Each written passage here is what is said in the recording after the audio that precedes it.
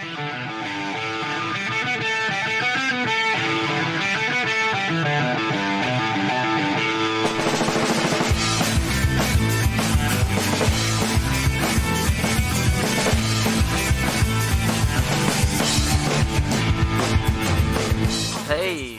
I'm Kier. This is my podcast, Life in Overdrive, and it's my excuse to have conversations with people who have way more interesting lives than me.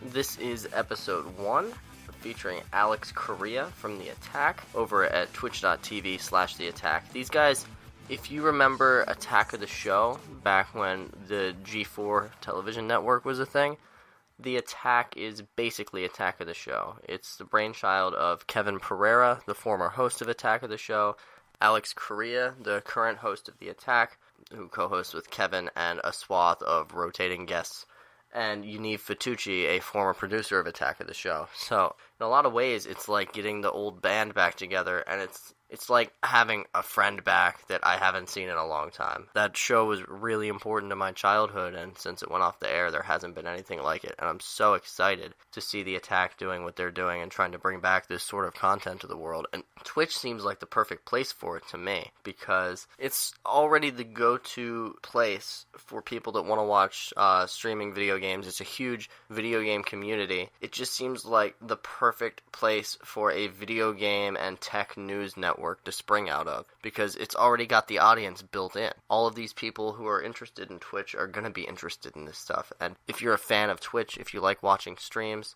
but you've never heard of The Attack, I urge you to go over to twitch.tv/The Attack and check out what they've got, because the content that they're producing is something the game industry desperately needs. And they deserve to have a much larger following than they have right now. So if you haven't checked them out, please do. As for this podcast in general, we're going to have content producers, adventurers, people who have been to the far ends of the earth, scientists, basically anybody who has an interesting story to tell or an interesting point of view to talk about or conversation to have. If that sounds like something you guys are interested in, then buckle up, because it's going to be a fun ride. And now let's get to my interview with Alex Corea, one of the funniest people I've ever met in my entire life, and someone I feel so lucky to be able to call a friend. I hope you guys enjoy. 20 bucks and a couple ideas. Listen close and I'll play them again. Can I live in this world of sin with the Holy Ghost being my kin? No, no, no, no, no, no.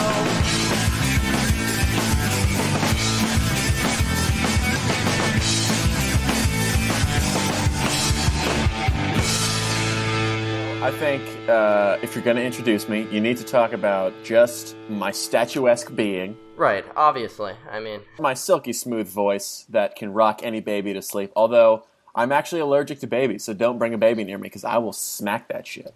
And then, lastly, your ability to bring a woman to orgasm by merely glancing across the room in her direction? That's a lie. That's honestly something, and very awkward when I'm with my grandmother. Honestly, it's a problem I have.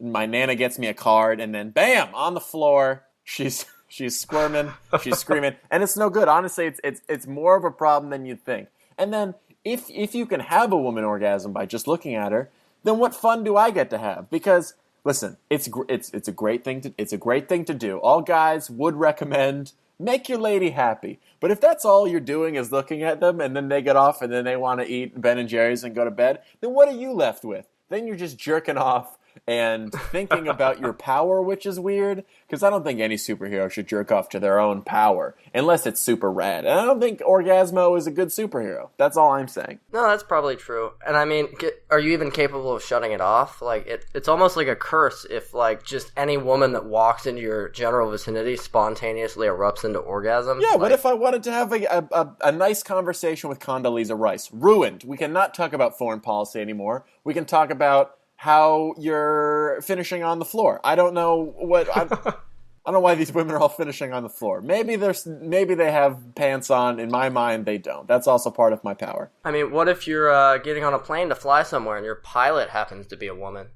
Well, then... That's bad news for you, man. Yeah, wait, but it's bad news because my pilot's a woman. Kier, I really wanted to voice how inappropriate that joke was and how much I disagree with your stance on female pilots. I think they fly just as much as any male pilots. And if I had a power, I would like to make male orgasms happen just as easily as lady orgasms.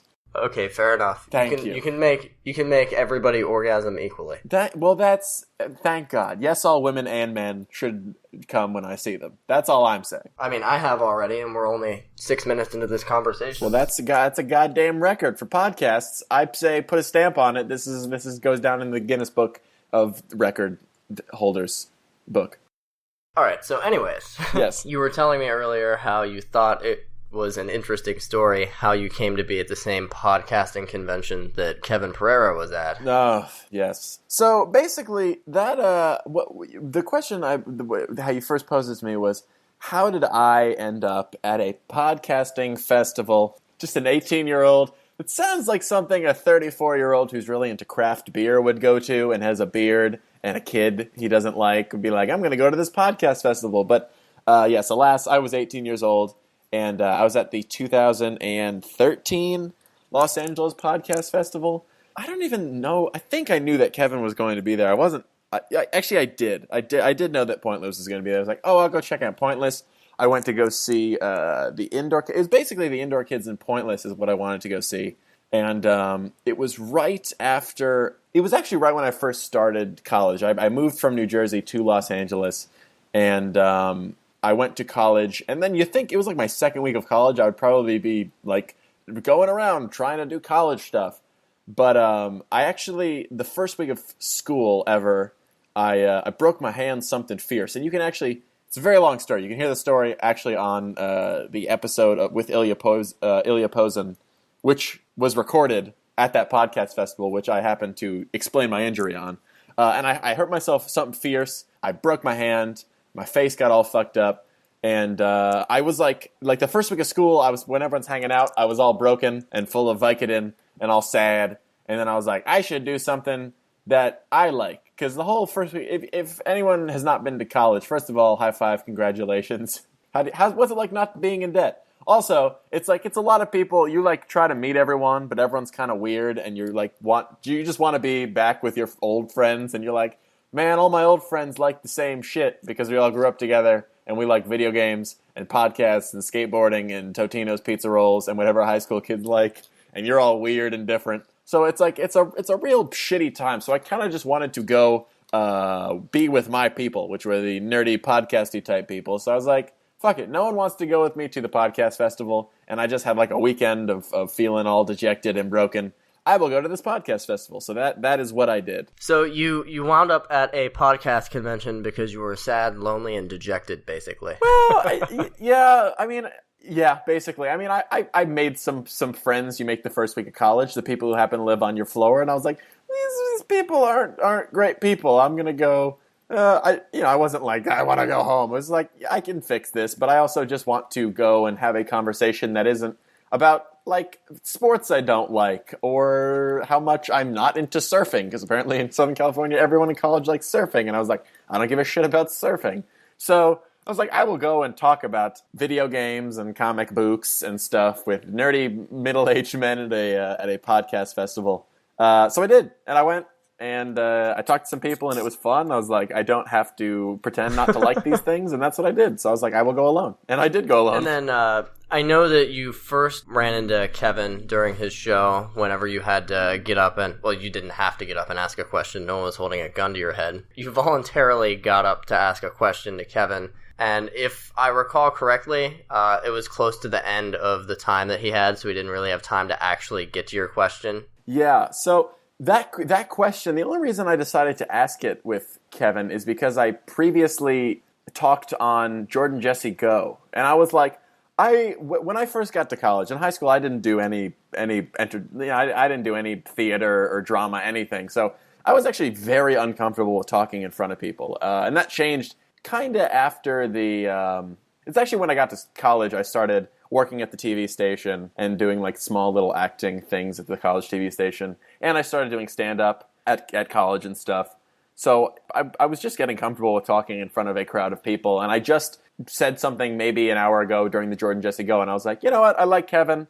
I look up to him, and I'm going to just ask him a question. So I got up and I was like, you know what, fuck it, I'll ask a question. It was probably a hard thing for you to do, seeing as how you hadn't really had a lot of experience getting up in front of people before. Yeah. I don't really know what happened. That, like, thinking back, I was like, I don't know why I did that. Like, I don't know what my life would be like if I hadn't. But if I try to put myself in my brain of what I like used to think of talking in front of people, I probably would not have volunteered to do that. But there was something about going up and speaking just before Jordan Jesse Go that I was like, nah, I could do it super good, which it wasn't. I stumbled through the entire thing and I embarrassed myself, but I had fun. No, I mean, I'm someone who's been in a bunch of different rock bands and stuff, and I've been up on stage playing music a couple hundred times at this point. I know what the nerves are like getting up in front of a crowd of people and trying to do something creative and how debilitating that can be. So it's kind of impressive that you were even able to do that, because I know that the first time I got up on stage and played drums in front of someone, I was petrified, and I'm sure that my performance was absolutely fucking terrible. But, I mean, you kind of have to, get through that the first couple times until it ever gets better. You have to get comfortable up there, and the only way to do it is by doing it. Yeah. Well, I met Kevin in the elevator before his podcast, and I didn't really say much. I think I said, like, I shit my pants or something. I said something really stupid, and then I remember him just saying, well, can I have a sniff? And then he was like, I gotta go. And then the next time I talked to him, it was that question, yeah. So how do you go from bumbling through a question? Wow, I'm really being hard on you today, aren't I? You went to this festival because you were sad and depressed, you bumbled through a question, but how do you go from asking this question to him to being a cast member on his streaming channel? Like, where does that transition happen? Well, basically the end of that story is that I didn't have time to answer my question. He asked me how I broke my hand, and I went off on this whole tangent, which you can listen to on the podcast. And then my question was basically, I am 18. I just moved here. I know nobody. I want to do this. Can you, like, what would you tell your 18-year-old self? And he said very meaningful things, but then he said, you know what? I'm not done with this. Come meet me after the show, and we can continue talking about what you should be doing and what you should not be doing. So we did that, and I met him after the show. I let him, say hi to everyone who wanted to say hi and talk to him. And then after he was done with everyone, I came over, and he was like, what are you doing? And I'm like, I go to school for this, this, and this. He was like, okay, do you do what you want to be doing? Like, do you make these videos, and do you say these things, and do you do what you want? And I was like, kinda. I work for the college TV station. We make little videos that I hate. And he's like, yeah, don't do that. And I was like, fair enough. That's all someone needs to say was to do that. And he was like, well, what do you want to do? And I was like, in hindsight, this normally 100% of the time doesn't work. But I was like, I could come work for you for free. I would love to do that. And he was like, I mean, honestly, to attest to the kind of man that Kevin, and he was like, yeah, you could totally do that, but if you want somewhere with a future, you can go. I can go maybe get you an internship at Nerdist. Or I was like, no, I'm good. I believe in what you do and what you want to do, and even if you are on a sinking ship, I would love to come and learn with you. And he was like, he gave me the email to Yaniv, and he's like, go talk to this guy. He'll set you up. And I think that's funny how he's just like, you probably don't want to do this. I can get you in bed with Chris Hardwick if you want to do that, but you probably don't want to do anything with me. Come on. Yeah. I mean, that's exactly how I pawned it off. And I was like, no, man, I would love, I believe in you and what you are going to do. And he was like, sure, contact Yaniv. And I think he's expressed to me that I seemed a little bit too crazy. And I think the thing is that he forgot to tell Yaniv that. So Yaniv was like, sure. They were shooting the first episode of the pilot of Real Housewives of Horror then, and Yaniv was like, hey, we'll come try out, come to the Real Housewives of Horror, see how you do, and see if, we can use you in the future. And then I went to the taping, and I was just a PA for, that day was nuts. It was like an 18-hour day. I got there at 6 in the morning. I went home at 10 at night. Don't check my math. I don't know if that's actually 16 hours. But It was a fucking nutty ass day, and I just was just a PA the whole day. And I remember the day before they were like, "Can you also bring just a small like tuxedo and a little vest and a bow tie?" And I was like, "Sure." So the night before, I had to go to like a Macy's, and I was also an extra in the background, and it was a super fun day.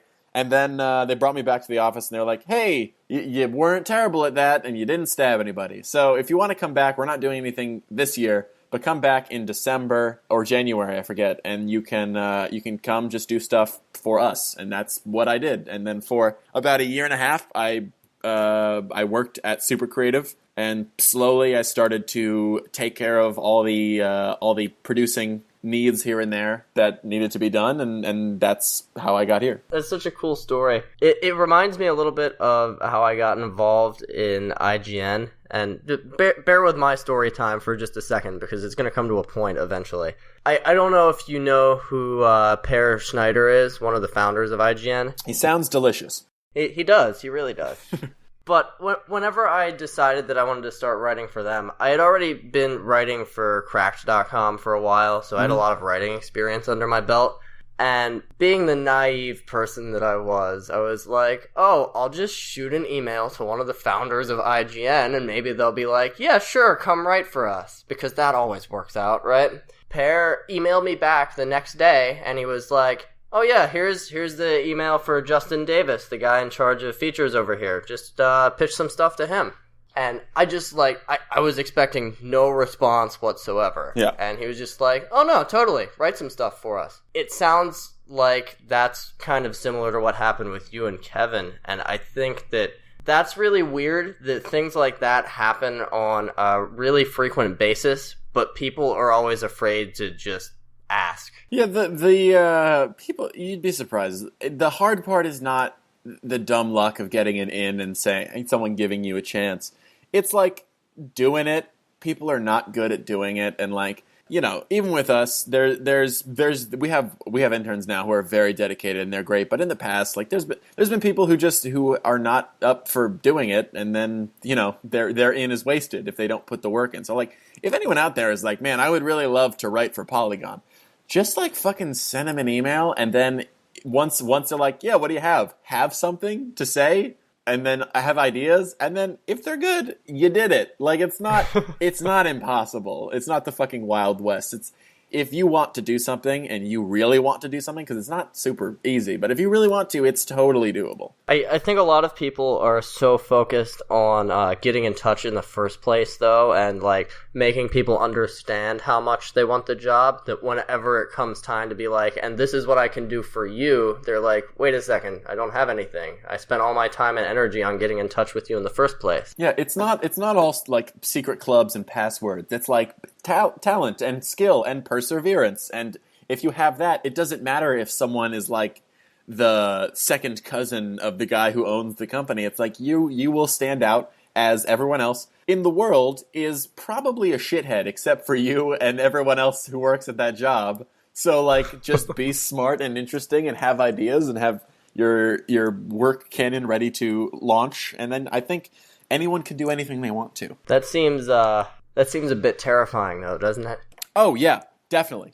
I even still, it's you have to be a very crazy person to think that you are that person. But if you have the ability to be like, yeah, fuck yeah, me, I'm awesome. You know, play the Kanye. Let me fucking drive around in my thought Maserati, and I'm the best. But like, that's how you have to do it, because if you keep doubting yourself and you're like, nah, I probably can't do that, then you probably can't. Your brain is going to will yourself into failure. So if you want to do something, just believe that you can do it, and then keep lying to yourself until it's actually true. Well, I mean, that reminds me of something I said to the guys over at Almost Better Than Silence, because they were talking to me about that whole story about how I got involved with IGN, and I said to them, I mean, the only way you're ever going to get a 100% guarantee that something's going to happen is if you just don't try, and then you have a 100% guarantee that it's not going to work out. Like, so many people like want to go for a sure thing, and it just doesn't work that way. You kind of have to risk something if you ever want to get something. Yeah, I also think 100% guarantee exists. It's not, you just don't know when. I mean, that's a pretty crazy thing to say, because I'm talking about the idea of infinity. But like, if you really want, say you really want to write for a gaming blog, and the first time you don't succeed, the next time you have the exact same odds, which are whatever they are, but there's always still a fraction of a chance that it might work. So if you persevere enough and if you are steadfast enough, then and if you live forever. Exactly. So, and if not, you're dead and you're not going to be worrying about it because you're going to be all dead. Yeah. So, but yeah, you're right. In an infinite universe with infinite time, then everything has a 100% chance of happening. Yeah, but not even logistically. I think everyone, if you want to do something, I think you have a pretty good chance of doing it before your inevitable death. But I think you have a pretty good chance of doing it. And if not, at least you tried at it, like you said. I think it would take a rare kind of person to have rather never tried and regret not trying for the rest of their lives over having tried and failed, because at least you can say that you tried. Yeah. I mean, ultimately, we all fail. So at least we can all be like, well, I tried. Because I don't think anyone's ever done something and be like, well, that was it, I'm done. Like, I think everyone always wants more. So at the end, you're always going to kind of be like, man, I wish I did that, but it's a lot more of a pain to be like, I didn't even try. And I've always found that, like, creative people tend to be really hard on themselves about their own work. Mm-hmm. Like, it's generally the people that produce the worst work that are completely happy with the work that they produce. Mm-hmm. But if someone's actually producing something good, then they're like, no, this isn't good, this is fucking terrible. It's got this, and this wrong with it, and I should have done this over here and carried the 3 and divided by 4 over here. And I think it's because, like, a lot of creative people are always just striving to do better. And, yeah. I mean, I've never been satisfied with anything that I've done, and I don't necessarily think that that's unhealthy, because it's what makes me get better at it. Exactly. I totally agree with that. I think there's definitely a different rare breed where you think that you're terrible at it, and you also happen to be terrible at it. I think that's me. But other than that, I totally agree with everything you just said.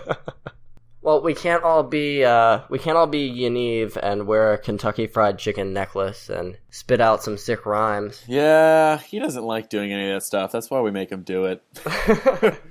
I always get the feeling that you're forcing him to do that stuff. Well, all the bits we tell Yaniv to do, we tell him the day of, which makes it extra funny. Except for Gerard Depardieu, we told him the day before. But we tell him the day of, he never wants to do it, and then we make him do it. So he always like, I don't want to do this. Can it be someone else? This is so stupid. I'm not going to be able to do this. And we're like, that is the exact reason why you have to do it. Because you're going to do something weird, and that's going to be funnier than if someone were actually really talented at rapping. It's funnier because you're not super good at rapping, and that's why you have to do it, because it's going to be awesome, Yaniv. I love how everybody has their own thing over there. Like, that's Yaniv's thing, and your thing is hurting yourself for the entertainment of others. I think that is the things that we do because that's what we could do right now. It's like, I think it was up to us, so we'd be like riding gold jet skis over sharks and explosions. But yeah, for now, I get punched in the dick, Yaniv says a funny thing, and Kevin yells. So I'm down with those with those stereotypes, but hopefully we can move away from them in the future. I was legitimately worried about you after you got shot in the back with that paintball gun. Oh, I was too. It looked like you were seriously hurt there for a minute. Yeah, the initial force of it kind of shocked me because it was a lot of mass moving. But at the end of the day, that much mass all stuck together doesn't move necessarily quickly, so it wasn't enough to really blow a hole in me. But it did shock me and knock me down for a second. But the bruises weren't too severe. Like, a regular paintball gun would have left a more serious bruise, but the sheer mass of it was the thing that was surprising to me. Also, for anyone that's listening to this that doesn't know what the hell Alex and I are talking about, on a recent episode of The Attack, he may have gotten a large amount of paintballs fired out of an air cannon at him. Yeah, the problem with that is that we were like, hey, we'll put it in this air cannon, all the loose paintballs will spray all over the place and hit everybody who was all lined up, which was me, our friend Phil Gavlin, and Kevin. But we left them out in the sun, so they just kind of all stuck together, and then we stuck it in the barrel of the gun anyway, and then they just fired out all together, much as a bullet would, and hit me all at once. And it just turned into a single cannon for one, which all hit me. So that is what happened. So what went through your mind right away when you got hit by it? Like, because whenever you got up off the ground, the look on your face made me think that you seriously thought that you were hurt. No, it was like, I did this. I was totally okay with it. I was like, after the initial shock, like when I got up, I was like, I was aware of the pain. Other than that, I wasn't too, like, pissed about it because I did it. That whole day, that whole cannon, everyone was like, Alex, we can't do this. This is just too dangerous. Because originally we were going to shoot it at other people, and me and Kevin were going to stay at the desk. I'm like, we can't. They were like, you can't do that. And I was like, okay, I will take all the shots. And that was originally the plan. I was like, I am so confident in the safety of this stunt. Because they were like, it's going to blow up. It's because we initially tested it by shooting a can, which is what it was built to do. And the can, if you pressurize it all the way, it turns into just a weapon of destruction, which you saw because we shot a watermelon with it, and the watermelon exploded. And they're like, this is going to kill somebody. We cannot do this. And I was like, I think it's going to be fine. And then there was a lot of fine tuning. Like everything originally, everything we put in it basically turned into a bullet and all fired at once. A burrito like literally decimated a table we put behind it because it was just so much mass in one shot. But we found out how to make the air cannon spray whatever we put in it pretty like a pretty good spray and not turn everything into a cannon shell. So it was fairly safe, and I was like, I will take all of it. I think it is safe. I think we should definitely do it. It's a great bit. And not that everyone didn't think it was a great bit. Everyone was like, this is great. We should do this. Oh no, it was a fantastic bit for sure. But rightfully so, everyone was like, this is probably too dangerous. We can't afford someone getting hurt and having someone out for that long, so we probably shouldn't do it. And that was probably the right thing to do. I was wrong in being like, man, I don't really care. We should definitely do the bit. So at the end of the day, me getting hurt the most, I was like, I'm totally fine with this. Well, and at the end of the day, look how much money it raised for you guys. Like, especially at the last minute when people realized, wait, we might not actually see them shoot all of these things out of the cannon at Alex. Like, it jumped up like almost $1,000 at the end, didn't it? Yeah, well, we weren't supposed to. I was like, I really don't. The paintballs would really suck. That would be terrible. The paintballs are going to be terrible. We should probably not do those. So we made it like a thing that wasn't going to happen. And Kevin really didn't want to get shot with that Happy Meal. That wasn't like him being like, all right, I'll do it. Like, he was like, all right, if we hit it, I'll do it, but I don't think that's going to happen. And then, as people do, they rallied. Kevin got hit with that Happy Meal. It was disgusting. He got hit with a hamburger and nuggets and a shake and fries and apple slices. And then we were like, all right, that was a fun way to end the show. That was a good button on the bit. And then they're like, oh, wait, we got a bunch of money. We actually have to do the paintballs. And I was like, God damn it. But I can't complain because we needed that money for gear and stuff. So I was like, all right, well, yeah, we can do that. Well, we did say we would do that, so... Oh, yeah, I don't think we've ever been like, hey, give us this money and then we'll do it. And then not done it. Like, we know where not to look the gift horse in the mouth. And if we say in the mouth, and if we say we're going to do it, we I think every time have done it. So we're very careful about what we say, but we have done it. Was it more of a case of you would do it if you got to the amount of money, but you kind of put the paintballs at a figure you thought you were never going to reach? Yeah, because I was like, this is probably, if we're talking about danger, this is probably the only dangerous one, and everyone was like, yeah, we could probably stop at the Happy Meal. I don't think we need to do the paintballs. Just do it at something that, you know, everyone can look and laugh at and be like, we're not going to raise that much money. Right. Throw out some ridiculous value that's never going to happen. But at the end of the day, it's like, I mean, we have to be fully willing to accept that we have to do it. So it wasn't too bad that we were like, this is just straight up too dangerous. Or else we probably wouldn't have put it on the list. But we definitely thought it was a bad idea. So we made it at a number that I don't think any of us wanted to get to. We were totally fine with any number before that, but it happened. So we were like, well, shit. Yeah, well, you know, it happens. It definitely does. It definitely does. Not the worst thing that's ever happened. Well, what is the worst thing that's ever happened? Man. What is the worst stunt we've done? I think in terms of grossness, the worst thing we've done had to be the God Killer, which was a shake with a bunch of fast food, and it was like a Taco Bell and a chocolate shake and a cheeseburger and a McMuffin that was sitting out, and then hot sauce and mustard and mayonnaise, and then the worst was dog food that was in it, and like vegan safe tuna, which was just like tofu that had a tuna stench to it, all blended together, and I had to drink it, and I just straight up threw up into a bucket for the end of the episode. And then pain-wise, it actually wasn't the paintball air cannon. It was, I tried to catch balloons filled with condiments that were being dropped from Kevin from a ladder, and I was wearing a suit of tacks. And I tried to catch them with chopsticks, which I pretty much well knew I could only maybe get one or two. So the rest were hitting me in like mustard and stuff, and syrup were all hitting me in balloon form and breaking on my tack vest and getting all on over my face and my shirt and stuff. And then for like extra big donations, we filled them with hot sauce. And I didn't learn from my previous hot sauce experience where we put hot sauce on a twister mat and I got it on my butt cheeks and then I had fire ass. Because hot sauce, capsaicin's capsaicin. If it gets in an orifice, it will burn. So they dropped it and it got all over my neck and face and my shirt. And then very slowly it started to get absorbed through my skin. And everything on me was fucking spicy as shit. So I was in a real bad situation. My whole upper body like turned bright red. It was like burning from the capsaicin, and I was just like, ow, we have to stop now. Ow, this is the worst. They basically sprayed me with a hose for 30 minutes, and then I had to go inside and put my head under the sink for another 30 minutes. And they had to cut me out of my shirt. It was terrible. I fucking hate hot sauce on my skin now. And then the one I liked the least had to be the dog collar, where I put a shock collar on myself, and then for every subscriber that came in, I got shocked.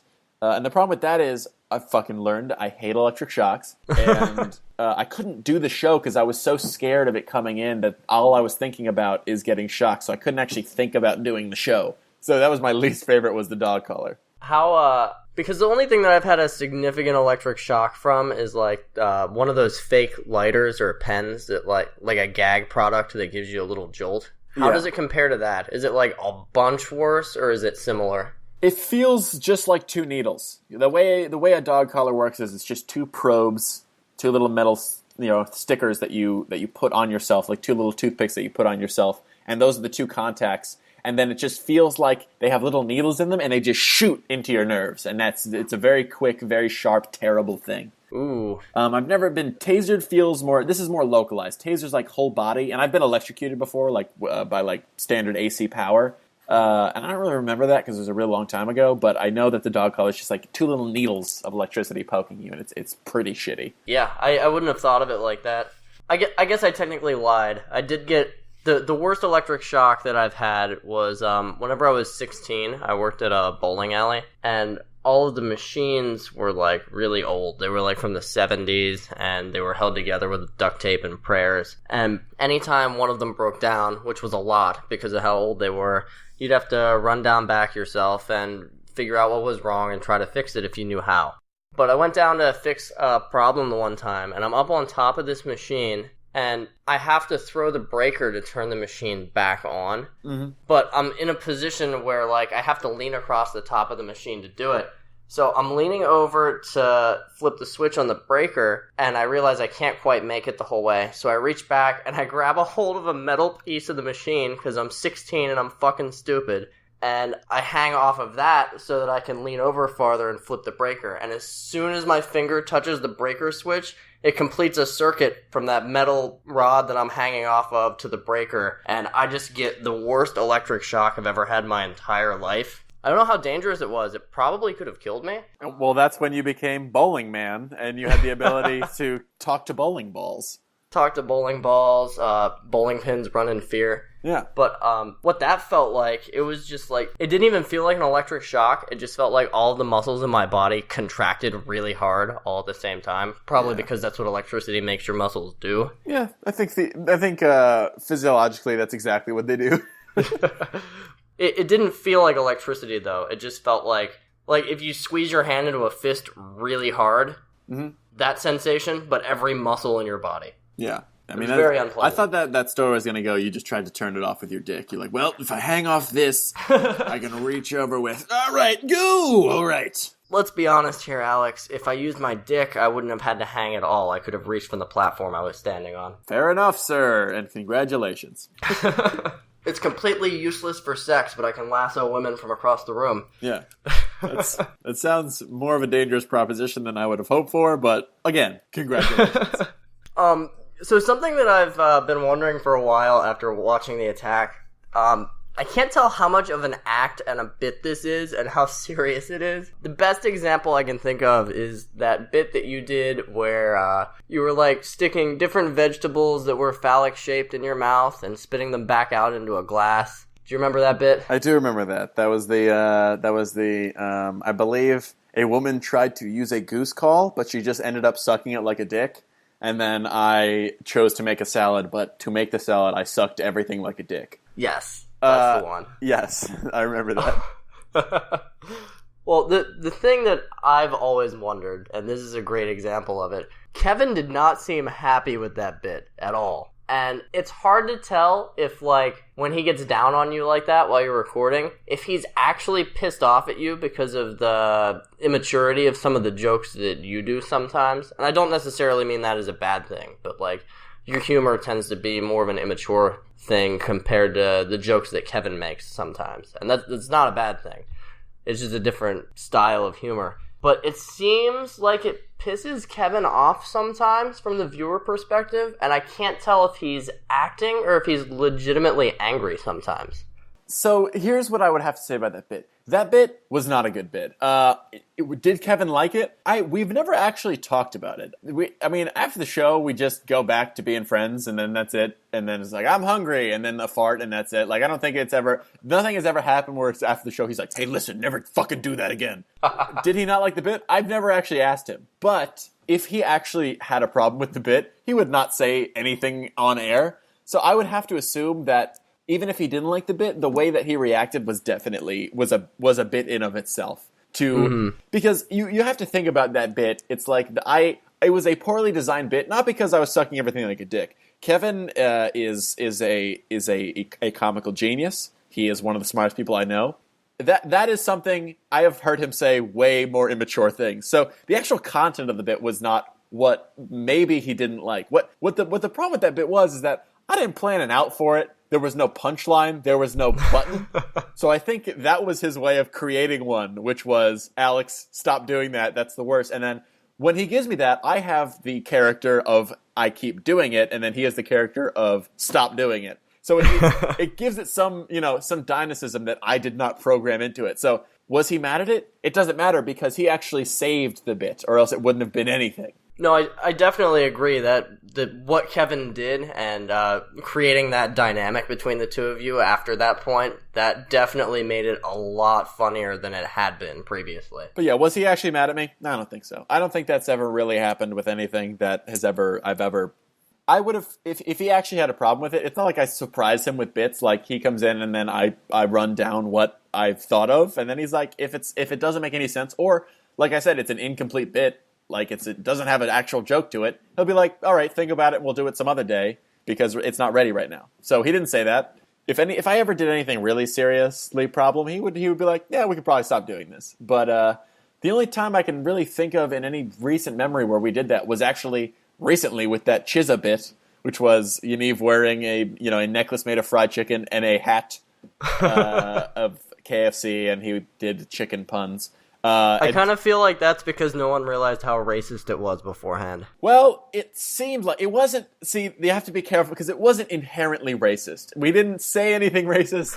We didn't even make ties to race. Yes, Yaniv is a Jewish white man, and he happened to be wearing a necklace of fried chicken. Not because we believe that any rappers have any affectation to fried chicken beyond anyone else, but it's because Yaniv was a fried chicken rapper, and that is what a fried chicken rapper would wear. But our worry was there was no context if people were to just tune in, because as sometimes we're on the front page of Twitch, to just tune into our channel and see that happening. So because there was no lower third explaining what he was, the bit kind of trailed off, so he wasn't constantly explaining that he was the Chizza, he was the fried chicken rapper. So we had to pull the bit because, again, it was not thought out enough. So that was Kevin's, the idea of that was Kevin. And he was like, this obviously should have happened a while ago, but I'm going to sandbag this bit. It's over. So, again, the totally right choice by Kevin, as always. I definitely think it's interesting because a lot of the challenges that you guys have with your show is that it's live. A lot of skit shows aren't live, and they can take the time to refine what they're working on, and if they mess up, they can record it again, and they can edit everything together at the end. But you guys get one take to do everything. So it's definitely really interesting to watch how you guys react when things don't go the way that you expect them to go, because a lot of the time, and this is both of you, not just Kevin, but you too, a lot of the time you respond in a way that, like, is so off the wall, but it totally saves it from failing like it looked like it was about to. Yeah, I mean, if I could name my favorite things about doing things live, is that, like, or not even doing things live, doing comedy bits like that live. It's like, my favorite part is actually if the stunt goes off and it's a good joke, or the bit makes sense, or there's a character that's funny. That's my favorite thing. But right behind it, my second favorite thing is when it fails stupendously, and we can make comments about how terrible it is, or just totally burn the fucker down and just go nuts and try to save it that way. Like, you know, my favorite thing is when it goes well. My second favorite thing is when it crashes and burns, and that's pretty much the road we take. Because, like, no one wants anything. If it fizzles out, that's my least favorite thing. I don't want us to just be like, well, that sucked. It's either, you know, great success, high five, or burn the fucker to the ground. So whatever happens, it's going to be spectacular. Yes. Fireworks either way. Well, and I mean, it just it seems like the form that you guys are doing it in is the hardest one to pull off. I can't imagine having to do something like that live. Like, this podcast is going to be edited. They're not going to hear it the way you and I are hearing it right now. And they're certainly not going to be hearing all the fucking swearing you've been doing this whole time. Come on, Alex. Oh, I didn't. Is this a family-friendly podcast? It's not a family-friendly podcast, but you shouldn't have said the word cunt 86 times in 40 minutes. Oh, my God. Well, cunt, yeah, you should have told me. Damn it. There goes my gig with Disney. Oh, come on now. So, because a lot of what's going on at Super Creative right now is Kevin, and rightly so, because it's his company and it's his brainchild. But I was wondering if there were any plans in the works to add shows to the network that might have different hosts, or maybe be hosted by just you, or something like that. So, yes, that is our plan. And for all intents and purposes, that is what we're trying to do. Problem with that, it's not that we don't want that to happen, is that we can't do it. So, as we would love to bring all our friends in and have a whole slate of shows and be a great network, that takes a lot of time and money, and those are things we don't have yet. So, trust me, the ideas are not there. We have ideas for probably, if I think, about 5 or 6 shows. Say we got $1 billion by some crazy Richard Branson. We could pull off everything in our mind starting tomorrow. Like, we have ideas, we would have to flesh them out, get crews and stuff, but, like, we could start working on them tomorrow. But right now, we have enough people and resources to make one show. And for those who don't know how production works, like, it's not one person per show, although we're getting close to it. But it's like all 4 of us make one show, and that's The Attack. And everyone else had other things to do. Kevin hosts national television shows. Yaniv works on everything else Super Creative does, whether it's a commercial or a Real Housewives of Horror or a true TV show or anything. That's, he also has to do that. We have another guy, James, he's a wheeler and dealer. He's making The Attack a real thing. And we have Los, who runs all the technical stuff, plus interns. And that all goes to one show. So just to make The Attack work, it's a lot of people. So to make a new show, we'd need 3 or 4 new people, including talent. So we would need the gear to also do it, plus the people to make it work, plus the guests whatever is happening. It's not that we don't want to, it's just that we can't. I can only really speak for myself, but do I have anything I would like to do? Yeah, I would love to have I kind of have reservations about doing it because it seems like everyone has a podcast. No offense to you having your own podcast. It's great that everyone has it. I would like to have one myself, but that is something, if I were to ever come around to a little bit of time, because the thing is, I'm not great at producing The Attack, so it takes me a long time, but if I ever have a lot of time, I would love to have my own podcast to sit down and shoot the shit with people. And would that be something, if you had the time to produce it, would that be something that could potentially make its way onto the podcast network that you guys already have? Yeah, probably. That's most likely how that would work. It would be like anything. I'd probably do a couple episodes, see if I can even do it before I'd even sully our name with something like that. But yeah, I would love for it to exist on the family that we've created. And if I'm not prying too much, like what sort of podcast would you want to do? Because I would think that the main danger of like you doing your own podcast where you're sitting down and just shooting the shit with people would be trying to distance yourself from Pointless, because you wouldn't just want it to be the cheap knockoff of Pointless. Yeah, I would probably. I've been thinking about it only very recently, because before it wasn't even a glimmer of my eye, because my whole life is devoted to making the attack work. But I've been toying around with the idea. It would be a lot more formatted. It probably wouldn't. As I say, shoot the shit. That was a figure of speech. It would probably be a pretty formatted show, because as I always think, it's like, why would anyone want to listen to me talk about stuff when they can listen to anybody else do it? So I would probably, yes, hide behind some sort of format. Anything I do is going to be stupid, and I've kind of decided that with a show that I would have. It's like, it's got to be dumb. It's got to be really, really kind of trivial and dumb, because that's my favorite thing to do, is just be dumb with people. And I think everyone's best side is their really stupid and silly side. So anything I do would probably be very formatted and very dumb, because I like both of those things. I love that so much, because if you heard anybody else describe something that they wanted to make, I don't think anybody would go, I want to make the dumbest thing I can possibly make. Yeah, I mean, that's I believe it was Grace Helbig who said, my favorite compliment is saying that's so stupid, because that is something that's really what gets me, is that's what I think is funny, is stupid and dumb. I love well thought out comedy. I think it's amazing. One of my favorite specials is Mike Birbiglia. Is actually everything Mike Birbiglia has done, but everything he does is super. It's like a fucking art piece. Mm-hmm. But the stuff that I do and the stuff that I love doing is silly and stupid and is not that thought provoking. It's just straight up just craziness. So that's something I would want to do is just be stupid. That really sounds interesting. Like, I can't even wrap my head around what a show like that would even be.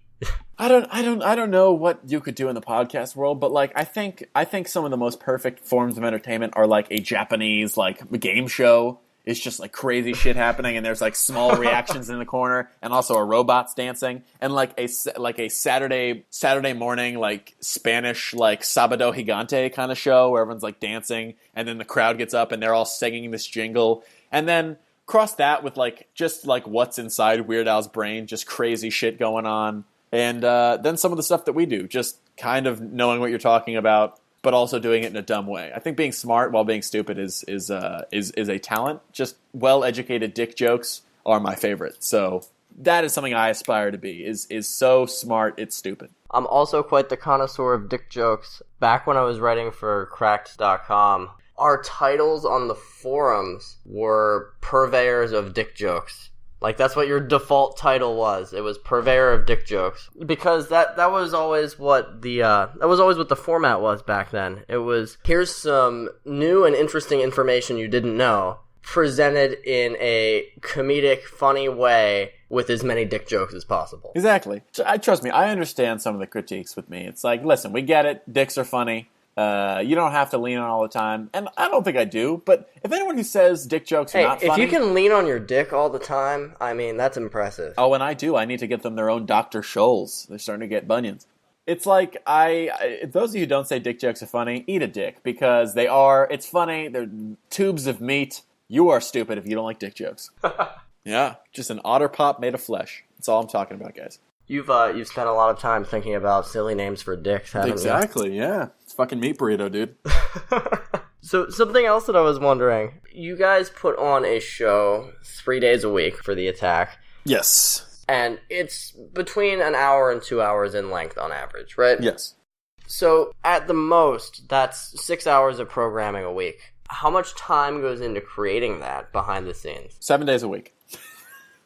It just never stops. Yes. My schedule is every minute of every day. And yeah, I don't think that is hyperbole. I think every day of the week, from the time I wake up, except for I take Sunday to I cook all my meals at the same time, so I don't have to waste time cooking during the week. You can just microwave shit during the week? Yeah. But every day, from the moment I wake up, I hop on my computer to the moment I go to bed. So in terms of production and actually writing down what the show is going to be, it's a lot of me. And then I lean on Kevin for support, and then he comes in the day of and we run through it. He punches it up. He adds his own stuff to the rundown that he's been working on, and then we go. Well, what does that preparation process look like? Is it a lot of research on your own? Is there time spent where you're sitting down at a table together and brainstorming shit, bouncing ideas off of one another? What does the process look like? Basically, say this is a show day. We do the show. The show ends.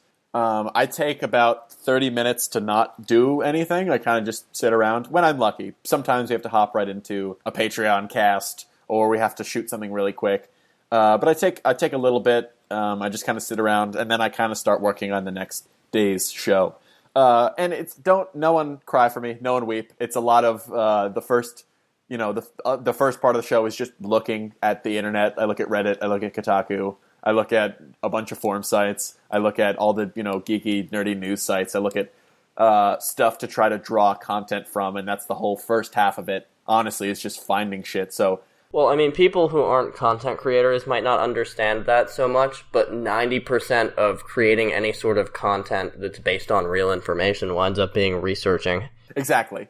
It's not like super serious researching. I'm not like, I need to get the facts. I'm not like, Jay Jameson being like, you're fired, Spider-Man. Like, I'm honestly like looking through Reddit, but it's different from when I just look through shit, as at the beach, as I'm flipping through a magazine. Like, I'm looking for content. I am on a search. Everything I look at, I think, what can we do with this? Is this something people want to see? Is it funny? Can there be a bit off of this? Can this spin into a story? Can this do something like that? So before a show, I have 48 hours. So honestly, a good like 8 or 9 hours is me just looking at shit and trying to find what is the most interesting, what I can take time out of people's day to show them, And that's what my favorite thing to do is show people things and then talk about them. So a good half of the show is just me finding shit and then deciding what is there to say about it? How does this lead into this? And is this worth showing? And then it gets put into the rundown, which is just a giant Google Doc of the show and how it's going to go. And then I take all that shit. Then I start to break down, what can we do with this? How can we do a joke on this? How does this lead into this? What do I have to say about it?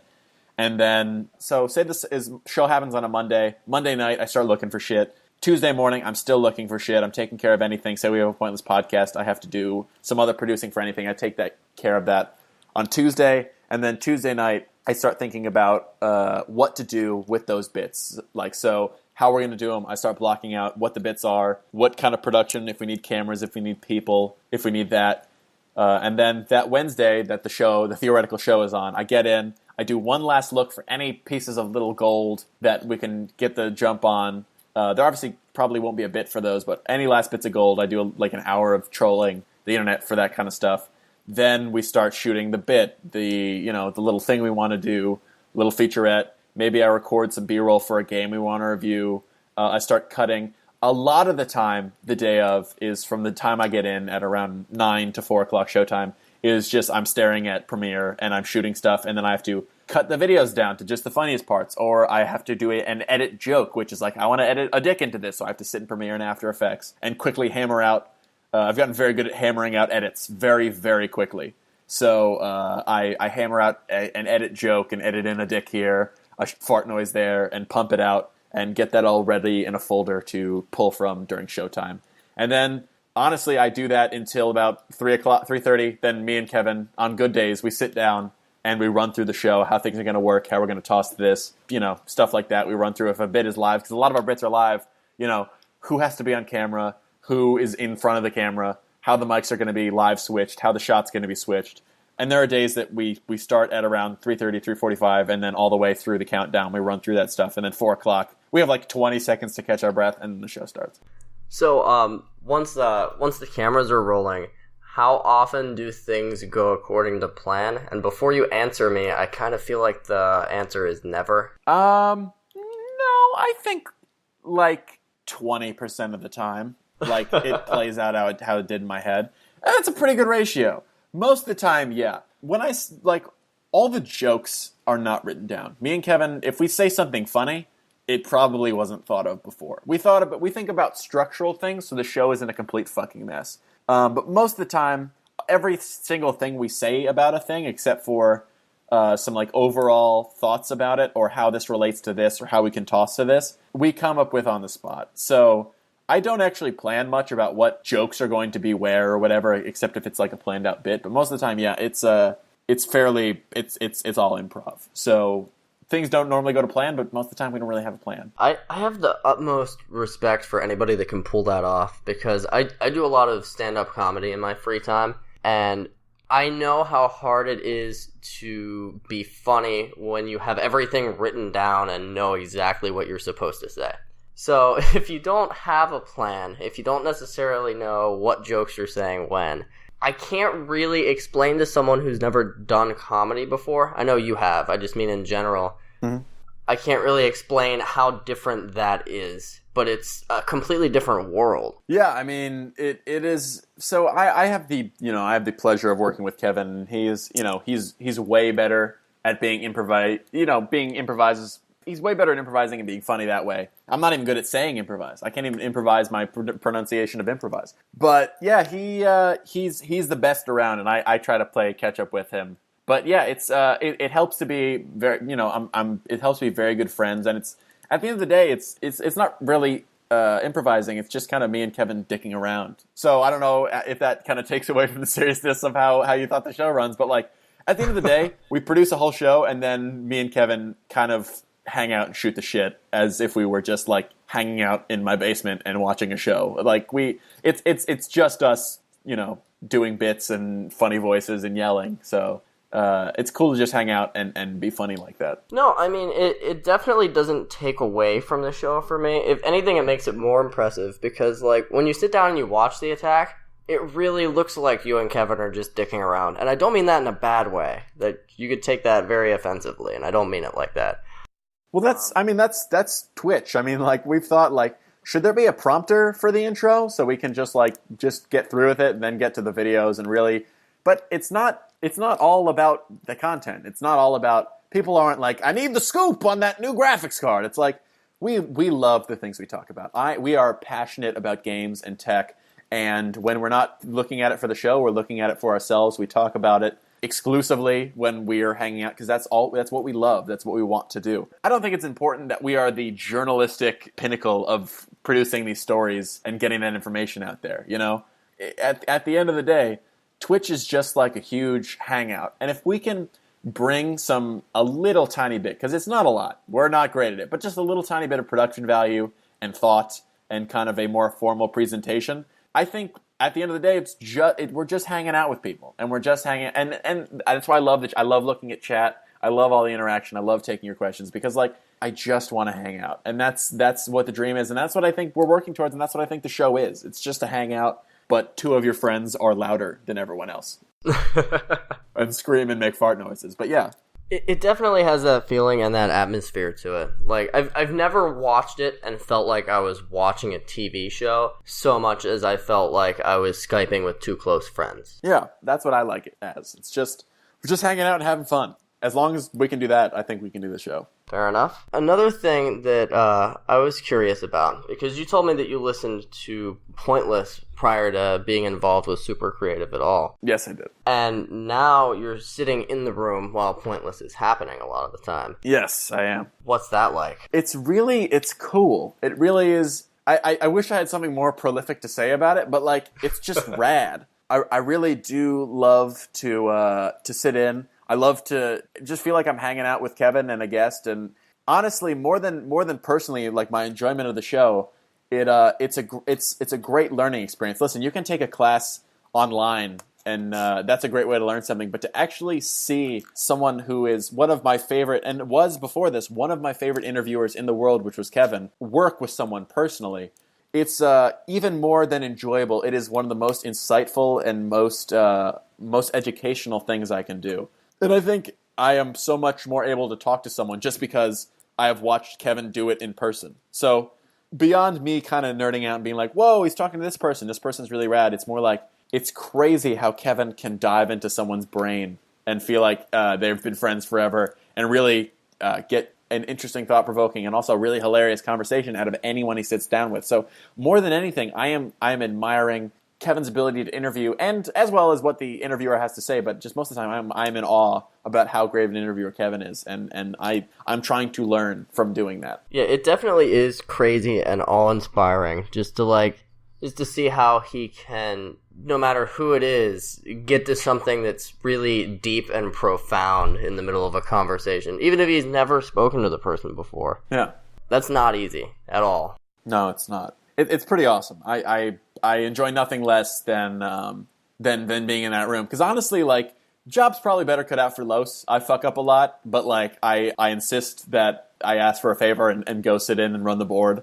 because I love being in there. I really do. I can kind of see where you're coming from in that you just kind of are paying attention to him interviewing and stuff like that. But I gotta say, if our roles were reversed and it was me sitting there running the board while this was happening, every now and then I would just kind of stop and in my head go, what the fuck is happening right now? Did you ever get those moments?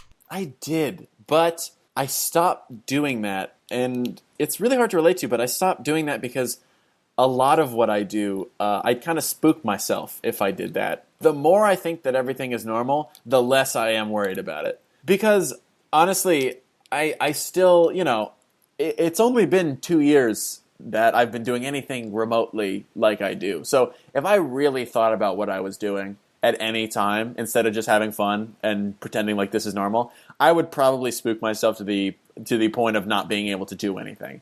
So most of the time when I'm like, hey, I'm doing this stream and a bunch of people on the internet are watching me talk and play a video game, I just focus on having fun, because if I thought about that, I'd be like, why are they doing that? What am I doing? Am I being interesting? What's wrong? Do I smell funny? Like, no one can even smell me, and I'm smelling my damn self, because I would get so paranoid about doing anything. And yeah, I mean, I tend not to think about that, because it would really weird me out. So I just kind of pretend like everything's fine. It's just like I'm sitting in the room around me is just kind of melting with time and weird space that's happening and circumstance. But I'm like, this is fine.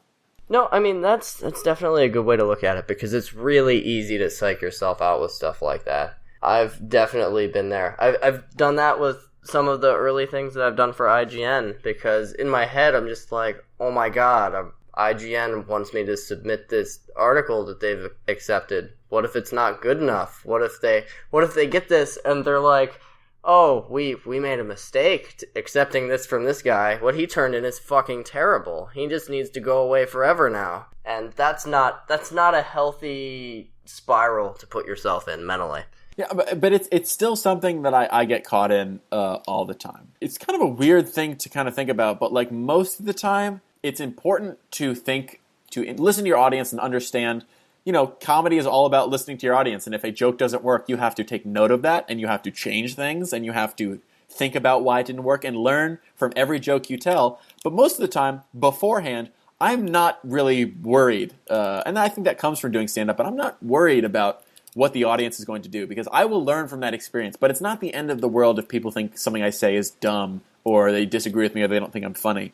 I'm more concerned about Kevin and Yaniv and people who I look up to in terms of comedy and even production. Like, I am worried about what they would think, because I just want to, because they, inherently just letting me do the things I do is kind of a fucking dice roll every time. Like, why are we letting this kid do this? I know they don't think that, but that's what I think they think. And I don't want to let anybody down, because I honestly, I still look up to every day to Kevin. And it used to just be from an admiring standpoint, but now it's from a personal standpoint. Like, he's trusted me to do this. I really don't want to disappoint him. The audience, I want to make the best stuff, and I do want people to think what I say is funny. So it is important, but at the end of the day, I just don't want to. I don't want to disappoint Kevin for letting me have this opportunity. So most of the time, yeah, I'm still like, I hope he doesn't think this is really stupid. So yeah, that's the only time I kind of psych myself out, is like, man. It's a weird situation to be in, because most of the time people have a long time to kind of hone their craft, and then they start to work with people they really admire. But I did stand-up comedy and writing comedy for about a week before I started working with Kevin. So I didn't have a lot of time to become comfortable with myself and kind of hone my craft. So not only is one of the people I really look up to seeing my work, but they're seeing it at literally the worst it's ever been. And then, I mean, it's great because there's nowhere to go but up. But literally, I had no prior experience. So it's kind of weird like that. It's kind of trippy, but yeah.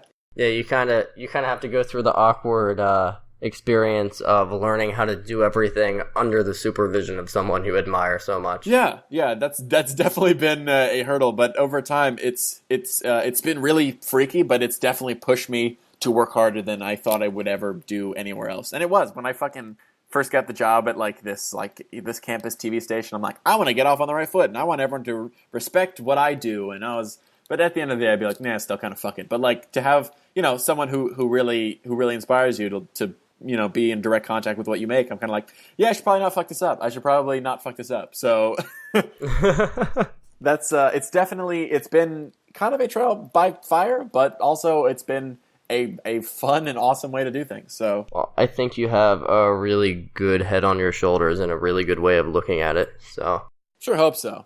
If not, I'll figure out. I'll live in a box. I mean, if not, you can always just go find someone wandering down a dark alley and take their head and see if it's a better head to put on your shoulder. Trust me, but... I have a small collection of heads I would prefer.